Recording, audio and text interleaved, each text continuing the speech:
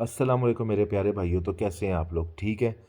जल्दी से अगली वीडियो का आगाज़ हो गया, तो ये जल्दी से हम इस वीडियो का भी टॉपिक बड़ा ख़ास और चुन के लेके आए हूँ, जो बहुत सारे लोगों के सवाल हैं, जो बहुत सारे लोगों को चाहिए, बहुत सारे लोगों की ज़रूरत है इन चीज़ों को जानना कि how to make your Aseel strong and aggressive. हर बंदा चाहता है कि अपने असील को ज़्यादा से ज़्यादा ताकतवर बनाए और ज़्यादा से ज़्यादा एग्रेसिव बनाए। वो ज़्यादा मतलब ब्लड उसका तेज़ होना चाहिए। तो इसके अंदर दो चीज़ों को फिर हम कैटेगराइज करते हैं, इम्पोर्टेड और लोकल। लोकल मैं इसको कहूँगा जैसे किसी भी मुल्क की अपनी ब्रीड होती है। इम्पोर्टेड किसी भी दूसरे मुल्क से लाई गई ब्रीड होती है। ठीक है। तो हम इसको भी दो कैटेगरी में हम कर लेते हैं अलग-अलग। इसके अंदर मेरे भाई किसी भी बर्ड के जो फीचर्स होते हैं वो उसके माहौल और उसके रहन सहन पे बहुत ज़्यादा डिपेंड करते हैं। जैसे इंपोर्टेड बर्ड्स हैं, वो वहाँ पर किसी भी मुल्क में उनका अपना खुराक का हिसाब होता है, अपना दाने का हिसाब होता है, अपना आबो हवा का हिसाब होता है। जब वो किसी दूसरे मुल्क में आता है तो उसकी आबो हवा में उसको उसकी बॉडी में, उसकी नेचर में, उसकी एग्रेशन में फ़र्क डालता है। इसी तरह जो लोकल बर्ड हैं जहाँ पे वो होते हैं वहाँ पर उनकी नशोनुमा, उनकी एग्रेशन, उनकी ब्यूटी, उनकी जो स्ट्रॉन्गनेस है वो ज़्यादा होती है। ठीक हो गया। अब इसके अंदर हमने ये देखना है कि अपने बर्ड को स्ट्रॉन्ग कैसे बनाया जाए, अपने बर्ड को ज़्यादा से ज़्यादा एग्रेसिव कैसे बनाया जाए। ठीक हो गया, जो हर बंदे की डिमांड है। स्ट्रॉन्ग बनाने के लिए खुराक बेस्ट है। आपका मुर्गा अगर स्ट्रॉन्ग है तो दो चीज़ों का फ़ायदा है। एक, वो देखने में खूबसूरत, मजबूत और मतलब जानदार लगेगा। खड़ा हुआ जानवर खूबसूरत लगेगा। ठीक हो गया। नंबर दो चीज़, स्ट्रॉन्ग होने का फ़ायदा। जब वो स्ट्रॉन्ग होगा वो आगे नस्ल अच्छी बना सकेगा। क्योंकि जब भी कोई परिंदा, जब भी कोई जानवर अपनी पूरी रुत में होता है, जब पूरे अपने जोबन पे होता है, वो ब्रीड भी तभी अच्छी देता है। वो तभी अच्छी ब्रीड दे सकता है जब वो पूरी तरह स्ट्रॉन्ग होता है। जब अगर वो स्ट्रॉन्ग नहीं होगा तो वो अपनी ब्रीड के अंदर कमियां डालेगा जो उसकी बॉडी के अंदर उसको पूरी तरह से नहीं मिल रही होती, वो आगे उसकी ब्रीड में भी वो कमियां रह जाती हैं। तो इसका इम्पोर्टेंट चीज़ ये है, सबसे पहले स्ट्रॉन्ग बनाने का तरीका। स्ट्रॉन्ग बनाने के लिए भाईजान सबसे इम्पोर्टेंट चीज़ क्या होती है? खुराक। आपके जानवर की खुराक अच्छी है, आपका जानवर स्ट्रॉन्ग है।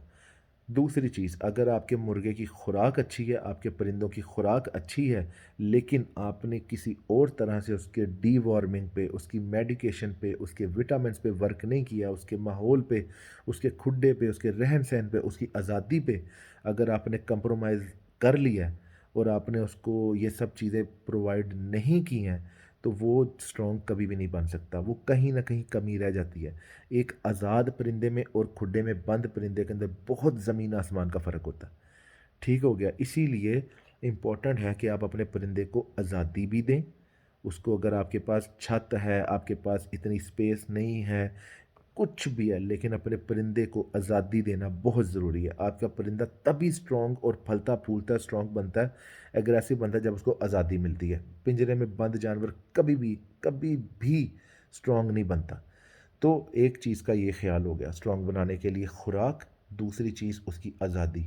तीसरी चीज़ उसको आपने खुराक में वो चीज़ें देनी है जो उसको फ़ायदा दें, उसको स्ट्रॉन्ग बनाने में, उसको एग्रेसिव होने में मदद करें। एग्रेसिव का वर्ड मैं इसलिए यूज़ कर रहा हूँ आपके साथ, एग्रेसिव वही जानवर होगा जो ताकत में पूरा होगा। ताकत पूरी नहीं है, उसकी एग्रेशन किसी काम की नहीं है, कट्टे में फारग है, मतलब कट्टा है उसकी एग्रेशन। खुराक के अंदर क्या दे सकते हैं उसको? मैं कभी भी नहीं कहूँगा कि एक तरह की ही चीज़ देने से वो स्ट्रांग होता है। और मैं कभी भी नहीं ये कहूँगा कि उसको बादाम देना या उसको पिस्ता देना या उसको कोई और चीज़ देना या मक्खन या मलाई या कोई भी चीज़ देने से मैं आपको मना नहीं करूँगा। ठीक हो गया। होता क्या है, आप जब मुर्गे के अंदर जान डालते हैं, एग्रेशन उसमें खुद ही आ जाती है। ठीक हो गया। अब इसके अंदर कैसे तरतीब दें खुराक को कि वो स्ट्रांग भी रहे और एग्रेसिव भी रहे। अब एग्रेसिव मुर्गे जो होते हैं उनका फ़ायदा ये भी होता है कि वो मुर्गियों के साथ जोड़े भी सही होते हैं, ताकत में पूरे होंगे, ज़्यादा जोड़े होंगे। ज़्यादा जोड़े होने के अलावा ताकत की वजह से वो अंडों में बुत भी अच्छा डालेंगे, उनके बच्चे अंडों में मरेंगे नहीं। ऐसा नहीं होगा कि अंडों में बच्चे बने ही नहीं। तो ताकत से ही सारी बहारें हैं। कैसे तरतीब दे सकते हैं, जैसे कि अब सर्दियों का मौसम है, आप उनको हर तरह की खुराक दें। मलाई ठंडी होती है, सर्दियों में कम इस्तेमाल कराएं। गर्म चीज़ बादाम, पिस्ता, काजू, इस तरह की चीज़ बहुत सारे लोग इस्तेमाल कराते हैं। आप इनको सारी चीज़ों को मतलब एक नॉर्मल क्वांटिटी, जिस तरह एक मुर्गा है वो आपके 10 बादाम भी अगर आप उसको रोज़ के डालते हैं तो फिट रहता है। और ये 10 बादाम का मतलब ये नहीं कि आपने लगातार ही इनको 10 बादाम रोज़ के खिलाई जाने, ऐसा नहीं है। ये उनके लिए जो गेम नहीं करते, उनको कैसे संभाला जाता है या उनको कैसे घर में फिट रखा जाता है। आप बादामों की क्वांटिटी ऐसे रखें कि आपने 15 दिन बादाम खिला दिए, 15 दिन उसको दाना खिला दें। ठीक हो गया, उसके अंदर एग्रेशन भी रहेगा, अंदर से बॉडी उसकी थिंदी भी रहेगी, मतलब ऑयली भी रहेगी, ताकत भी पूरी रहेगी।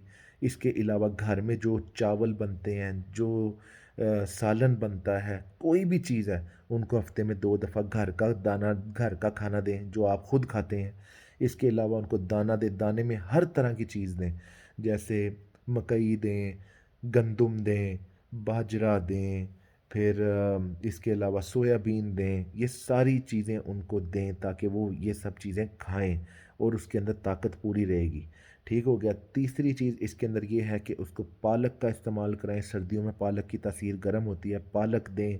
ठीक हो गया। गर्मियों में मूली के पत्ते और धनिया काट के खिलाएं। प्याज बहुत इंपॉर्टेंट है, किसी भी मौसम में खिला सकते हैं, प्याज वगैरह काट के उनको खिलाया करें।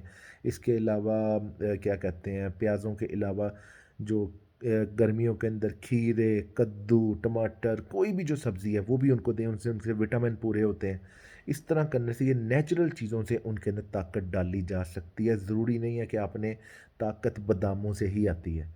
अगर आप उनके विटामिन, उनकी उनकी हर एक चीज़ का ख्याल करेंगे, रोटी देंगे, गंदम, दाना, बाजरा, सब्ज़ियाँ, जो फ्रूट्स हैं वो, हर एक चीज़ अगर आप जो खुद खाते हैं उनको वो खिलाएंगे तो तब भी वो ताकत में रहेंगे, तब भी उनमें विटामिन पूरी रहेगी, तब भी वो स्ट्रांग रहेंगे।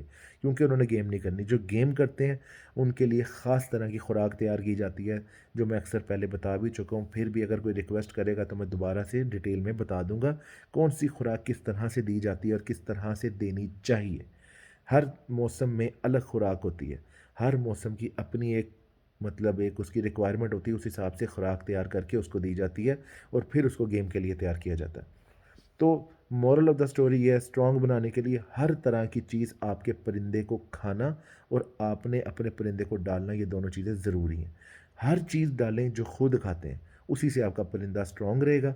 और आज़ादी दें और उसको ऐसा माहौल ना दें जिसमें वो बहुत बुरा मनाए और कंजस्टेड रहे। हर एक चीज़ का जो कैटेगरी है ना, उसको आपने पूरा रखना है ताकि आपका परिंदा अच्छे तरीके से नशोनुमा करे, अच्छे तरीके से जवान हो, अच्छे तरीके से बढ़े, अच्छे तरीके से जिस्म खोले। परिंदे में बंद जानवर, आपको छोटी सी मिसाल देता हूँ, पूरी तरह से ठाप नहीं मार सकता, पूरी तरह से पर नहीं मार सकता, जिसकी वजह से उसका जिस्म कभी खुलता ही नहीं है। जब आप परिंदे को आज़ाद करते हैं ना, पिंजरे में रखे हुए को, दिन में घंटा 2 घंटे, तो निकलते सार वो अपने पर मारता है ज़ोर ज़ोर से। ये वो चीज़ होती है कि वो अपना जिस्म खोलता है, और जब जिस्म खुलता है तब भी जिस्म बढ़ता है। तो इन चीज़ों का ख्याल रखें। ये चीज़ें का ख्याल रखेंगे, परिंदा बहुत अच्छी तरीके से ग्रोथ करेगा और आपके मुताबिक बनेगा भी। उम्मीद करता हूँ कि मेरी ये बेसिक इन्फॉर्मेशन आप लोगों के लिए बहुत फ़ायदेमंद देगी, जो नए शौकीन हैं उनके लिए ख़ासकर। तो इस वीडियो को लाइक करें, शेयर करें और सब्सक्राइब करना बिल्कुल नहीं भूलना। अल्लाह हाफ़िज़।